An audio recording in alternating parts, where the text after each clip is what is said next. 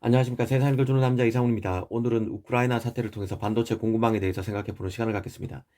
지금 그 반도체 공정에 쓰이는 네온 가스가 러시아와 우크라이나에서 공급받기에 문제가 될 수 있다는 얘기가 계속 나오고 있습니다. 하지만 이건 그 반도체 공급망에서 사소한 부분으로 큰 문제로 비화될 가능성은 낮습니다. 더 큰 문제는 미국 등이 계속해서 제기하고 있는 아시아의 제조가 집중되고 있다는 점에 있는데요. 특히 우크라이나 전쟁은 그 대만 전쟁을 연상시킬 수밖에 없습니다.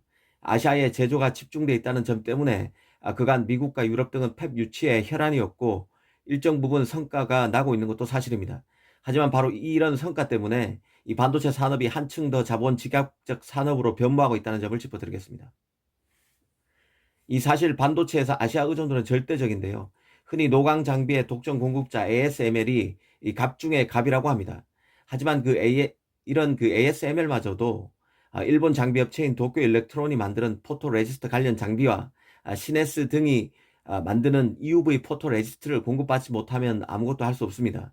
이 노광 장비조차 오로지 유럽의 지배 영역은 아니라는 뜻입니다. 물론 어플라이드 머티리얼스, 램리서치, KLA 덴코 등 미국 기업도 증착 엣지 등과 관련한 그 반도체 장비에서 독점적 지위를 확보하고 있습니다.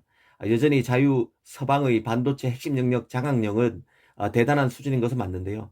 하지만 다시 한번 곰곰이 생각해 봐야 할 점이 바로 펩 자체의 분포도입니다.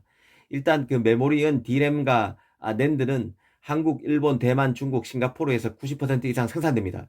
특히 그 1mm당 1억 이상의 트랜지스터 밀도를 가진 노드에서 만들어지는 모든 칩은 대만과 한국에서 제조됩니다. 가장 큰 주조 공장의 그 5분의 4가 80%죠. 80%가 대만, 한국, 중국에서 제조를 대부분 하고 있습니다. 심지어 미국에 본사를 두고 있는 글로벌 파운드리도 가장 큰 제조 시설은 싱가포르에 있습니다. 사실 그 글로벌 파운드리를 미국 파운드리로 부르는 것조차 비합리적인 측면이 있는데요. 웨이퍼 용량의 75% 이상이 미국의 지역에서 나오기 때문입니다. 미국의 메모리 업체인 마이크론도 마찬가지입니다. 마이크론 웨이퍼 용량의 80% 이상이 대만과 싱가포르에 집중되어 있습니다. 유럽 최대 반도체 기업인 인피니온도 유럽이 아닌 말레이시아에서 최첨단 실리콘 카바이드 제조를 본격화하고 있습니다. 그 후공정은 상태가 더 심각한데요. OSAT로 알려진 외주 조립 및 테스트 업체의 경우는 90% 이상이 동아시아에서 이루어집니다. 더 정확히는 60% 이상이 중국에서 이루어집니다.